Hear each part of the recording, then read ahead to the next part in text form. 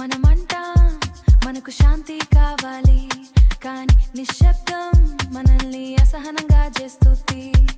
మనం ప్రార్థిస్తాం ప్రశాంతత కోసం, కానీ నిశ్శబ్దం మనల్ని అసహనంగా చేస్తుంది.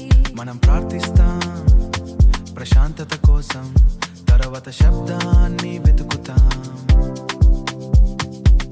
16 మోతలు మళ్ళీ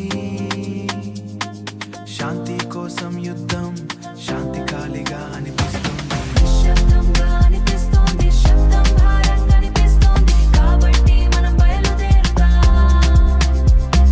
శాంతి కోసం యుద్ధం, శాంతి శబ్దంగా ఉంటుంది, నిశ్శబ్దం మన భయపడి తిరుగుతాం.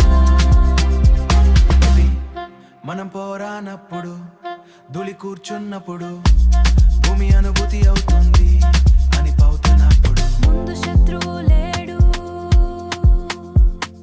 తుపాకులు మౌనంగా మారినప్పుడు, మనసు గట్టిగా మాట్లాడుతుంది, ధూళి గట్టిగా మాట్లాడుతుంది.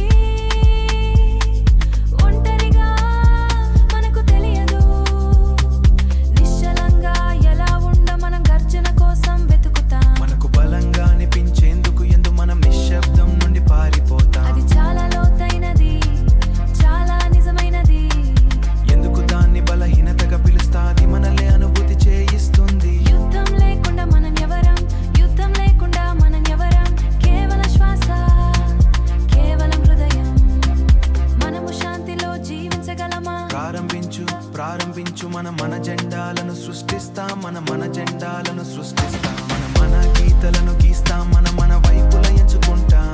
మనము వైపు